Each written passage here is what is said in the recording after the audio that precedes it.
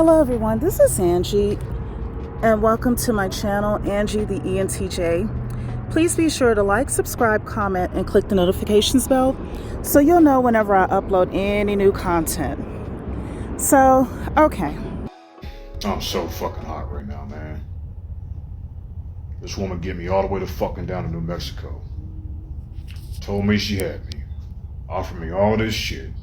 And asked for one motherfucking thing from this person. Had me come down here for nothing. And here it is, I'm out here fucking homeless living at some motel. Came all the way to New Mexico for nothing.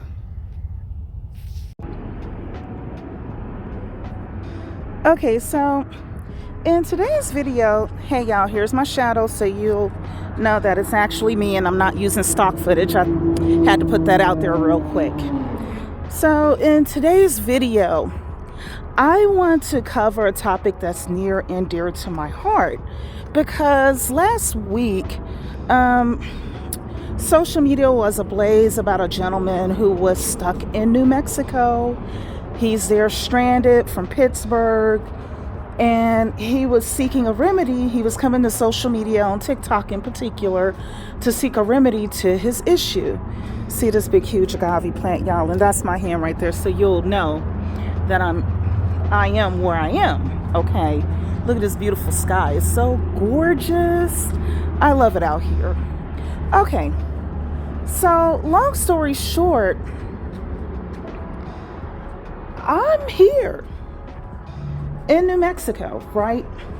And hold on, before you tune out, hear me out. I'm actually here in New Mexico. I'm at the border. I just crossed over from Texas. I'm just taking a little brief walk around the rest area to stretch my legs out a little bit. I've been on a long trip, but I wanted to cover a topic that's near and dear to my heart. And that is putting yourself first. Because, see, I'm very well capable of helping the brother out. You understand? I can get him a ride. I can give him a ride. I seriously could. See, I'm right here. This is the sign that says, welcome to New Mexico, okay? So, I'm actually here, y'all. This is the sign that says, welcome to New Mexico, okay? So, I'm capable of helping a brother out of his predicament. Really and truly. Matter of fact, I don't even have to drive him. I can afford to get him a plane ticket, a bus ticket. I can even fly him first class back to Pittsburgh if I wanted to. You know? But here's the thing. I'm walking around. These engines are loud. Here's the thing. I don't believe in feeding the hand that bites me. You understand? And so that's what this video is about. It's about choosing yourself, because I know that a lot of people, especially black women, have a problem with that. Let me let this truck go by real quick.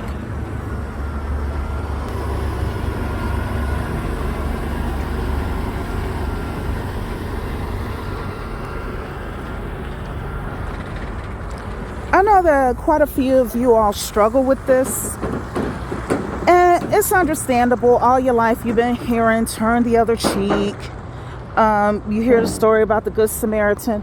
All well-intentioned, but listen, let me tell you something. And even you know, you hear what if that was your brother or your cousin or your nephew, your uncle, whatever. Let me tell you something. I have brothers. I have cousins that are men. I have uncles. You understand? I get that. So, out of all the male relatives in my family, there are a couple who are mess-ups. I think it's safe to say that the majority of us African Americans have at least one or two relatives in our families that are screw-ups, okay? But for the most part, and I'm only speaking for my own family, my uncles and my brothers and my cousins and so on and so forth. They don't bite the hands that feed them. And they don't just up and go off somewhere without a plan.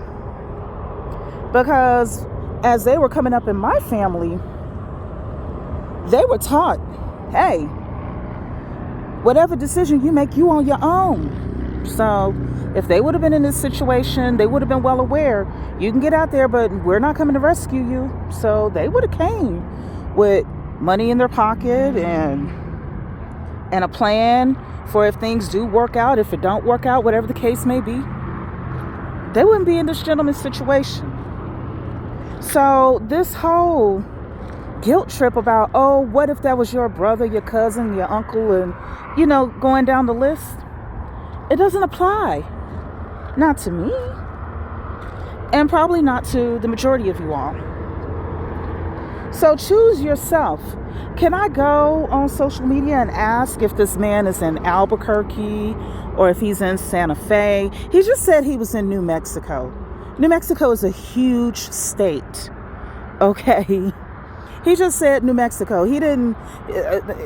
We don't know if he's in Las Cruces. We're in New Mexico. Okay, first and foremost, right? But even so, I'm very capable of helping him out of this situation. But like I said, I don't believe in feeding the mouths that bite my hand. That I won't do. So my conscience is clean, and so should yours be. Okay.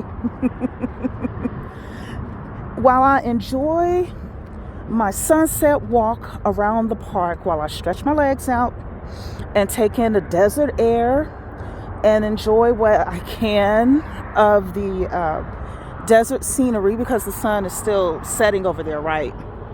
So yeah, don't worry about him. And I'm not saying this to be mean to him. I don't want to see anybody homeless and struggling in the streets. I don't. But there are organizations that can help him. There are charities that he can go to that can probably hook him up with, a social worker, or at least get him a job doing something where he can save up his money to make his way back home and at least give him a couple of meals a day, So he'll be all right. And worst case scenario, in the absolute worst case scenario, that man doesn't look like he's hurting for anything as far as any physical ailments. He looks very physically fit. So if he wanted to get home that bad, he could walk.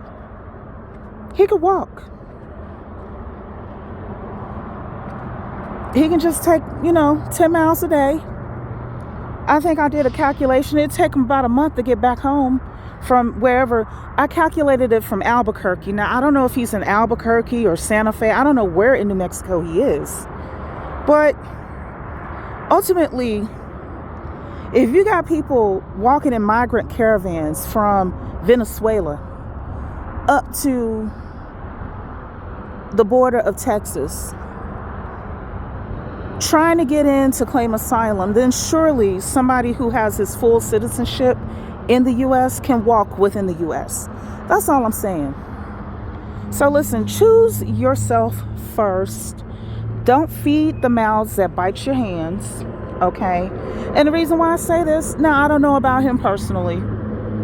This is not meant to be a personal attack on him. It's not like that with me.